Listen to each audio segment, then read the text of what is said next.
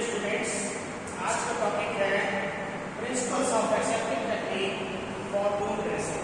Wound dressing करने के लिए क्या एसेप्टिक टेक्निक होनी चाहिए जिससे हम इन्फेक्शन को प्रिवेंट कर सकें और पेशेंट को सेफ्टी प्रोवाइड कर सकें। So first of all, what is aseptic technique? Aseptic technique क्या है, इसका गोल क्या है, स्कोप क्या है, टाइप्स क्या है, बेसिस क्या है। फर्स्ट ऑफ ऑल डेफिनेशन की बात करें, a set of specific practice designated to prevent contamination from pathogens during clinical procedures। ठीक है, जब हम क्लिनिकल प्रोसीजर कोई कर रहे हैं तो किसी भी पैथोजन से कंटामिनेट ना हो, उसको रोका जा सके, ऐसी प्रक्रिया, ऐसी विधि, ऐसा तरीका जिसके माध्यम से इन्फेक्शन होने से उस प्रक्रिया को रोका जाए, उसी को एसेप्टिक टेक्निक कहते हैं। इसके गोल क्या है? Prevent introduction of micro organism into susceptible site during dressing. ठीक है, तो उस एरिया में जहां पे ड्रेसिंग हो रही है वहां पे माइक्रो ऑर्गेनिज्म को पहुंचने से रोका जाए। वो स्कोप क्या है? Applies to wound care, IV insertion, catheterisation and surgical dressing. इन सब चीजों में ये अप्लाई होना चाहिए। Types, standard aseptic technique and surgical aseptic technique. ठीक है, ऐसे सैक एंड आइसोलेटिव। एंड बेसिस क्या है? rooted in Lester's antiseptic principles and modern infection control sciences। ठीक है, ये इसका बेसिस है। core principles of aseptic technique क्या है? First of all, key parts की अगर बात करें तो identify, protect all key parts, needles, spoons, dressing surface from contamination. Key sites कौन सी है? Key sites includes wounds and body orifices, जो जहां से छिद्र होते हैं, जहां से आपको प्रोसेस करते हैं, जैसे लेबल होता है और key sites includes wounds and body orifices. Keep them protected at all times, और उनको हर समय सुरक्षित रखना चाहिए। Third is aseptic field, maintain a sterile and general aseptic field throughout the procedure. Hand hygiene, perform WHO 5 moments of hand hygiene, professional role of aseptic procedure, cornerstone of aseptic practices, like gloves and critical use and non-touch, avoid direct touch। ठीक है, ये 6 चीजें important है। की parts, की sites, aseptic field, hand hygiene, gloves and PPE and non-touch। First of all, hand hygiene. The cornerstone of aseptic practice is WHO's 5 moments of hand hygiene। पहला, before touching a patient, before a clean oblique aseptic procedure, after body fluid exposure risk, after touching a patient and after touching patient's surroundings। तो उसके आसपास की चीजें छूते हैं तो भी आपको हैंड हाइजीन मेंटेन करनी होगी। हैंड हाइजीन मेथड्स क्या है? ABHR, अल्कोहल बेस्ड हैंड रब, अल्कोहल बेस्ड हैंड रब preferred for routine decontamination, almost 20 to 30 seconds, normally all the things are still.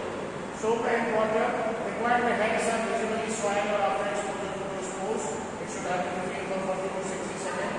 Surgical scrubbing, used before invasive procedures. जब भी कोई invasive procedure करना हो तो उससे पहले स्क्रब करें। Includes nails, picks and brush technique. ठीक है, फिर टेक्निक की बात करें, cover all surfaces, palms, backs, fingers, finger tips, thumbs and this. ठीक है,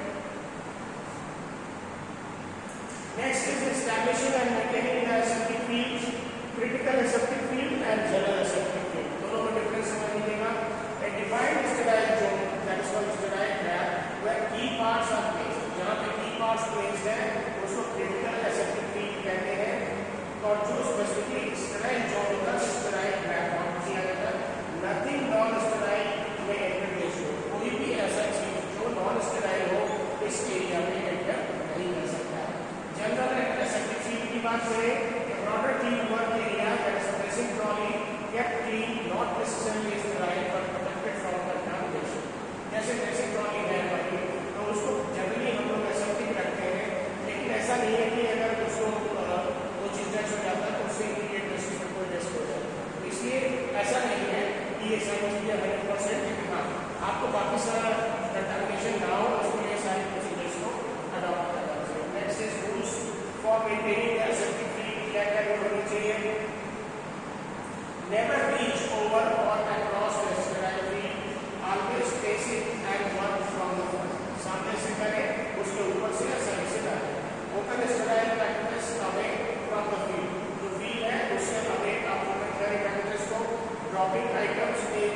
विदाउट टचिंग द फील्ड, अलग से उसको डालें, उसको ऊपर से उसके सामने से कुछ करता है। Keep sterile items above base level, जो स्टेराइल आइटम्स है उनको बेस लेवल से अलग रखें। Below base level is considered contamination, base से अगर नीचे है तो कंटामिनेटेड हो सकता है। If you doubt about sterility, अगर डाउट है तो स्टेरिलिटी में तो फिर उसको डिस्कार्ड कर दें या हटा दें। अज्यूम कंटामिनेटेड इफ अनसर्टेन, अगर अज्यूम करते हैं कंटामिनेटेड है, अनसर्टेन है तो फिर उसको हटा दें। Minimise movement and traffic over the sterile field to reduce airborne contamination, उसके ऊपर जो स्टेराइल एरिया है उसके ऊपर से बात करना या बोलना या कोई भी इस तरीके से करना तो एयरबॉर्न कंटामिनेशन हो सकता है। तो ये इतनी सारी चीजें आपको 5 पॉइंट्स में ध्यान रखना है कि आपको कैसे मेंटेन करना है aseptic field. Next is personal protective equipment, तो अक्सर इसको डिस्कस कर चुके हैं। Sterile gloves, clean gloves, apron, gown, mask, eye protection, hair covers, ये सारी चीजें यूज करनी है। Sterile gloves use for SOAT and direct key part contact when जब एब्रेसिव ड्रेसिंग हो। ग्लव्स में non touch technique, indirect key part contact when जब routine SAT dressing हो। एंड अप्रोन कब करना है, protect uniform from contamination and splatter तब use करना है all dressing procedures. Mask reduce airborne droplets over wound और की साइड्स तब यूज करना है सर्जिकल ड्रेसिंग में या यूरो कॉम्प्रोमाइज पेशेंट। आई प्रोटेक्शन गार्ड्स अगेंस्ट ब्लड और फ्लू स्प्लैटर रिस्क तब यूज करना है वुंड जब इरिगेशन करना हो या हैवी इंजुरी आ रहा हो patient.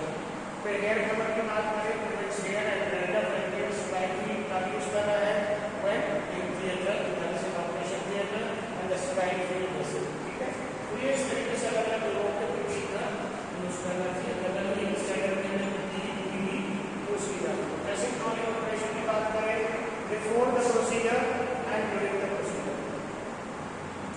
Clean and disinfect trolley with detergent और disinfectant wipe.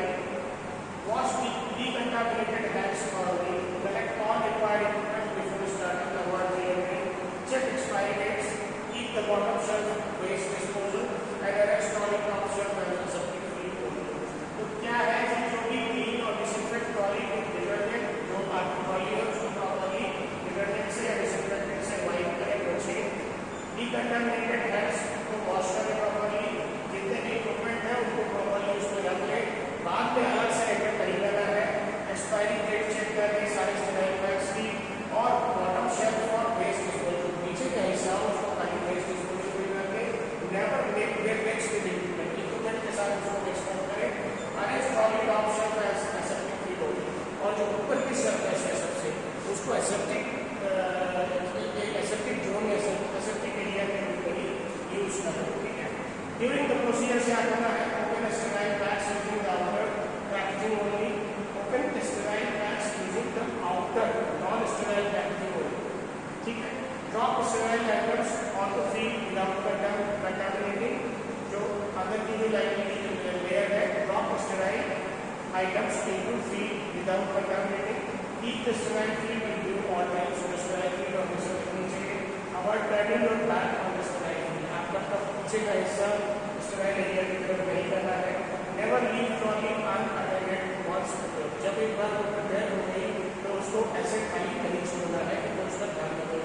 If field is compromise at any point, जब अगर कॉम्प्रोमाइज है किसी भी समय तो या तो उस प्रोसीजर को स्टॉप करें या फिर रीस्टार्ट करें सारी चीजें डिलीट करने के बाद।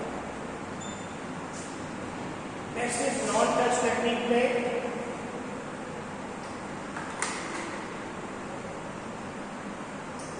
avoiding direct contact with key parts, key sites and any item that will enter the patient's body. Use forceps and prongs, indirect techniques, key part protection and sterile gloves. Non-touch technique में handle sterile gauze, dressing and supplies with sterile forceps या sterile forceps से use करना। फिर indirect technique में maintain at least one layer of sterile packaging between one is non-sterile bags and key parts. Number 2, key part protection में needles, wound surfaces, catheter tips never touch directly without sterile gloves. तो जो key part है needles है, wound surface है या catheter tip है never touch directly without sterile। ये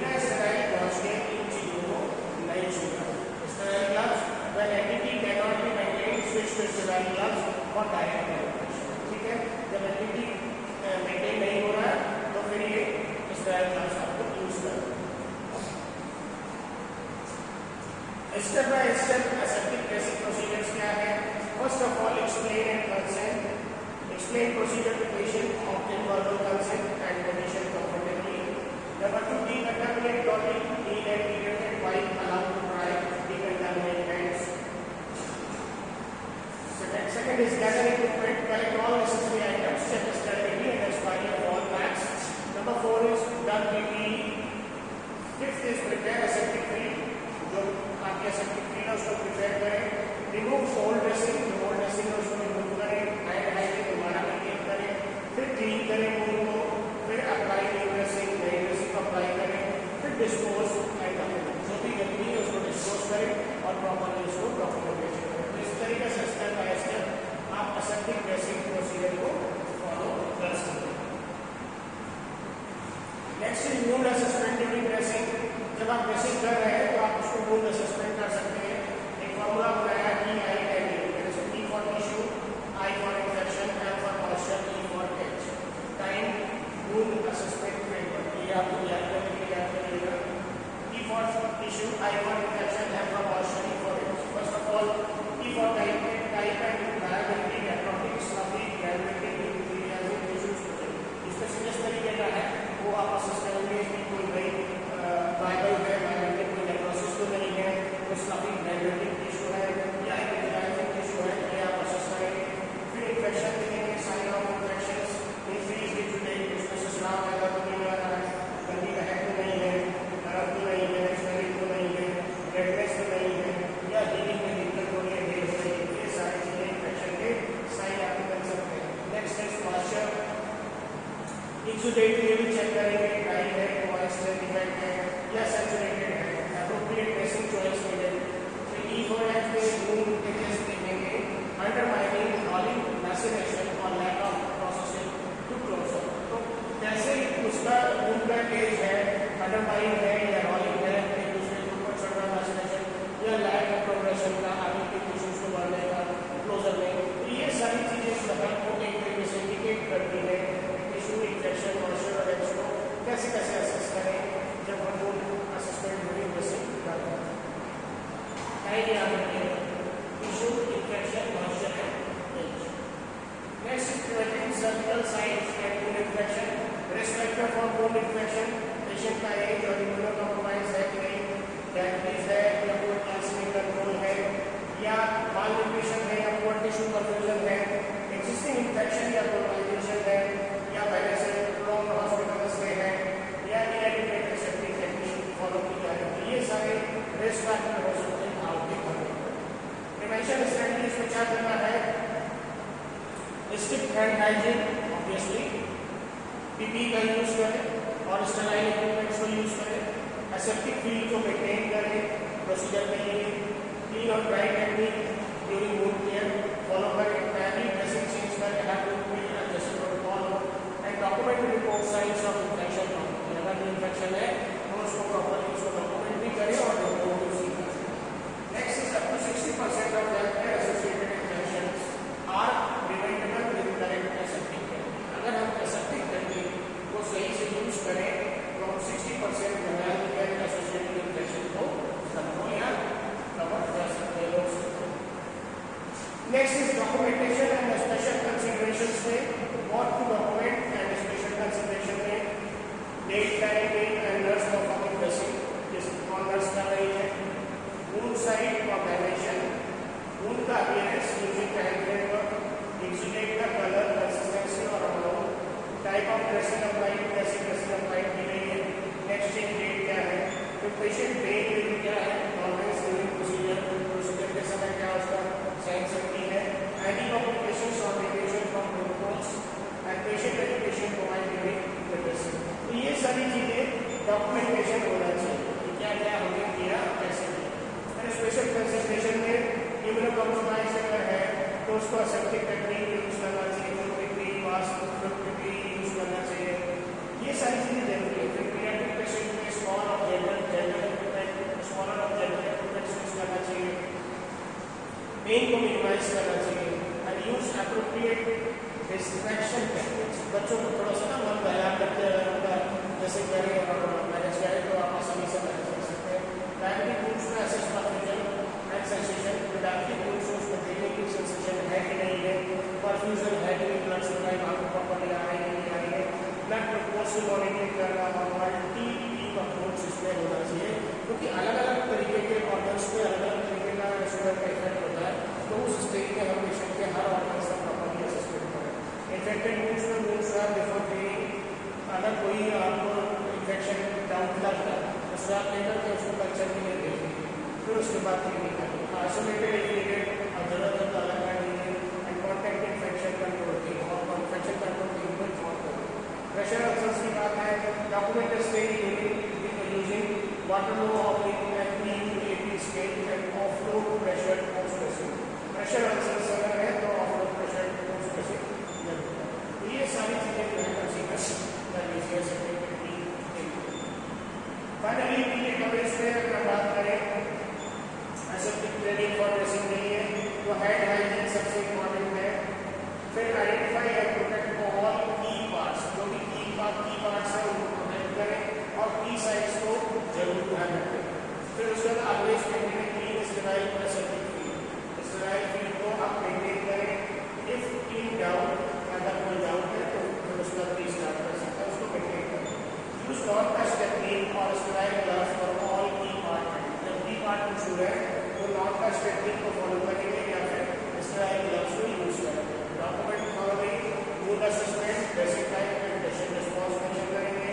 report signs of infection properly, अगर इन्फेक्शन है तो प्रॉपर्ली जल्दी से उसको बताएंगे। सीक मल्टीडिसिप्लिनरी इनपुट मेडिकेट, अगर जरूरत है तो अलग अलग मल्टीडिसिप्लिनरी इनपुट की भी उसमें यूज करेंगे। Asepsis is not a mere ritual, it is a commitment to protect every patient from preventable.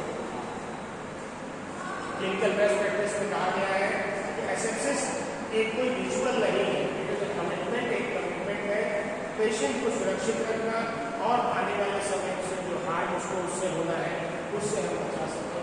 यही हमारी सबसे बड़ी प्राथमिकता होनी चाहिए। तो अगर हम एसेप्टिक टेक्निक को यूज करते हैं ड्रेसिंग एंड वुंड केयर में तो नेचुरली हम